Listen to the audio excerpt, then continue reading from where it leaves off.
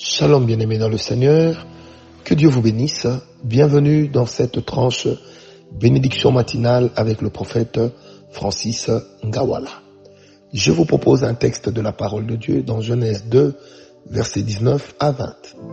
La Bible dit, l'Éternel Dieu forma de la terre tous les animaux des champs et tous les oiseaux du ciel, et il les fit venir vers l'homme pour voir comment il les appellerait, et afin que tout être vivant porta le nom que lui donnerait l'homme.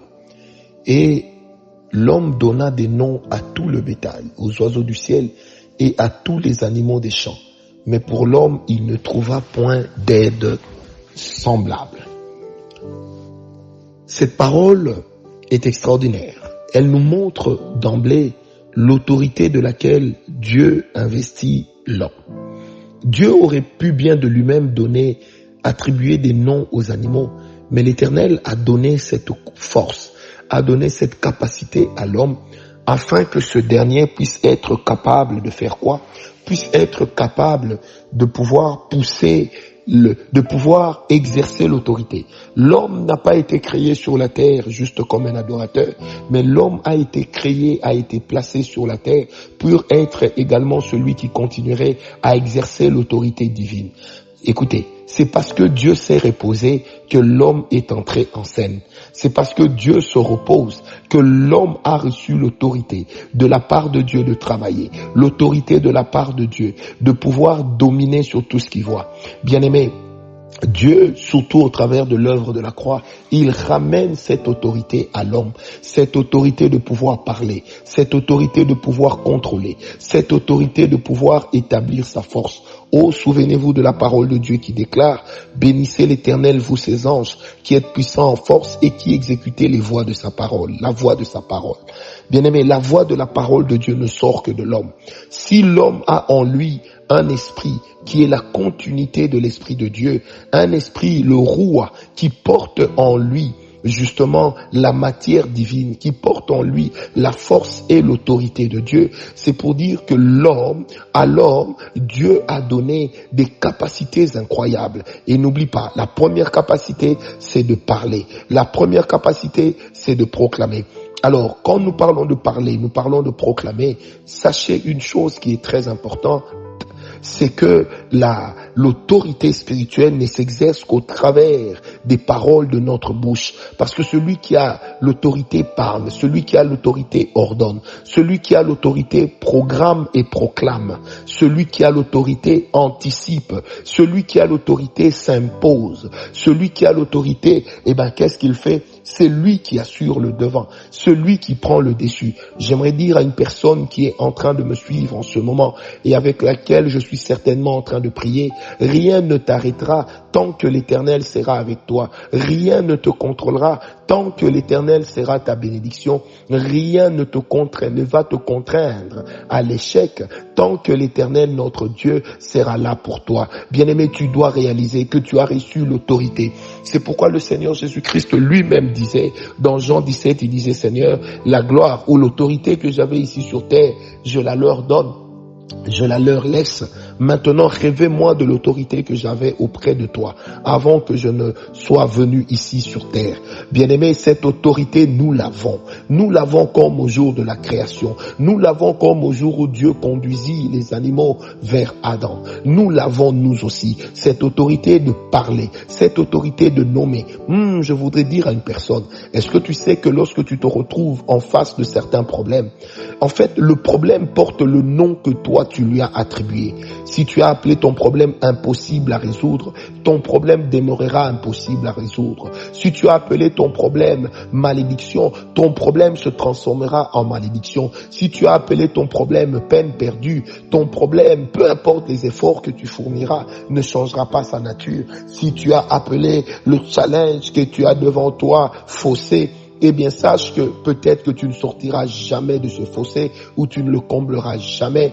Peu importe le nom que tu as donné à ton problème, mais sache que le nom suit, le nom s'impose. Bien-aimé, David devant Goliath, il a dit à Goliath, je te couperai la tête. Il a donné à Goliath un nom, celui qui est décapité. Ce matin, j'aimerais que tu donnes à ton nom, à ton problème, un nom. Que ton problème ait le nom qui lui dit qu'il n'avancera pas. Que ton problème ait le nom qui lui dit qu'il n'ira pas de l'avant. Que ton problème ait le nom qui lui dit qu'il ne pourra pas s'imposer. Que ton problème ait le nom qui lui dit qu'il ne pourra pas régner. Que ton problème ait le nom qui lui dit qu'il ne pourra pas régner. C'est pourquoi je prie avec toi en ce moment précis. Et cela dans le nom de Jésus-Christ. Je te demande d'ouvrir la bouche, de ne pas rester muet et de parler, de dire au problème en face de toi que tu ne régneras pas, de dire au problème en face de toi que tu ne domineras pas, de dire au problème en face de toi que tu ne t'établiras pas comme étant éternel, que tu ne prendras pas les dessus comme si tu étais venu de nulle part. Peu importe d'où tu viens, la solution existe. Oh, j'aimerais que qu'une personne qui est en train de prier avec moi appelle sa montagne sentier, appelle la montagne qui est devant elle, qu'il puisse lui donner, qu'elle puisse lui donner le nom de sentier, que tu puisses dire à cette montagne, je marche sur toi au nom de Jésus.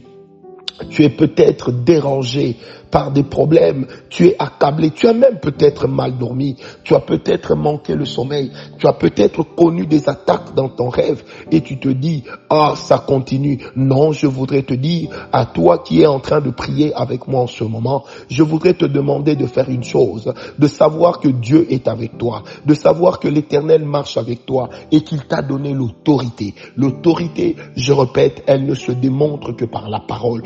Parle la parole de Dieu, parle la parole de ta conviction et la foi dans la parole que tu es en train de déclarer. Bien-aimé, imaginons un peu les espèces d'animaux que Dieu a placées sur terre. Imaginons un peu que ce soit avant le déluge. Ça veut dire que les animaux étaient là, des millions et des millions et des millions et des millions d'espèces. Premièrement, l'homme s'est donné le temps de nommer chaque espèce. Ensuite, l'homme s'est donné le temps de retenir les noms qu'il a donnés à chaque espèce.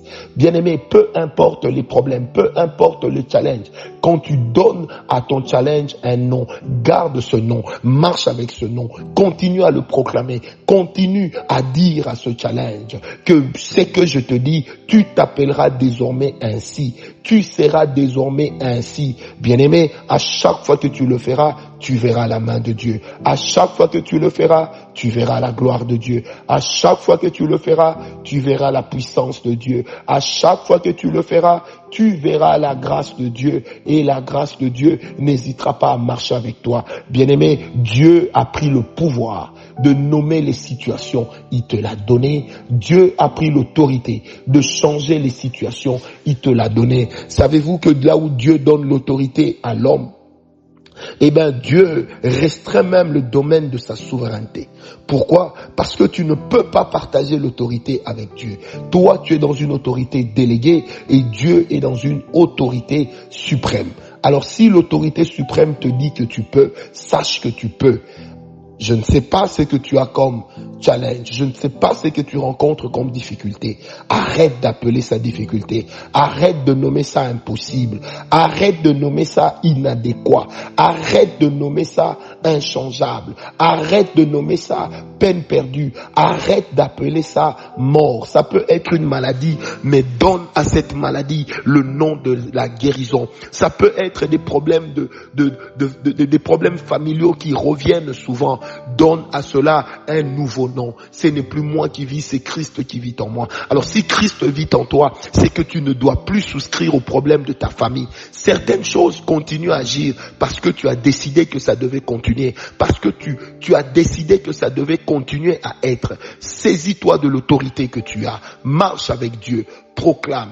Parle, l'Éternel est avec toi. Oh, si chez vous les gens se limitent à 10, dis à 10, que moi je ne suis pas à 10, mais je serai à 10 000, je serai à 10 millions, parce que l'Éternel Dieu t'a donné la capacité. Je parle à un chrétien, tu n'es pas un projet abandonné, tu n'es pas un chantier délaissé, mais tu es celui en qui Dieu a investi. La chose qu'il a investi en toi, c'est sa parole. La chose qu'il a investi en toi, c'est son autorité. La chose qu'il a investi en toi, c'est la foi. Exerce avec la foi et Dieu te bénira. Paix et grâce. Oh, je t'entends déjà d'ici commencer à prier. Je t'entends déjà d'ici commencer à proclamer. Je t'entends déjà d'ici commencer à dire que l'Éternel marche avec toi. Que l'Éternel soit ton partage, que la gloire et la grâce marchent avec toi. Je te bénis de la bénédiction du juste, je te bénis de la bénédiction des héros, je te bénis de la bénédiction des fils d'Abraham, des filles de Sarah, et je te bénis comme Dieu avait béni Adam dans le jardin. Soyons tous bénis. Au nom de Jésus, nous réussirons. Diable, si tu nous cherches demain, sache que nous t'avions attendu hier. Donc demain, tu n'es pas dans notre agenda. Au nom de Jésus-Christ. Que Dieu vous bénisse. C'était votre serviteur, Francis Ngawala, dans son instant bénédiction matinale.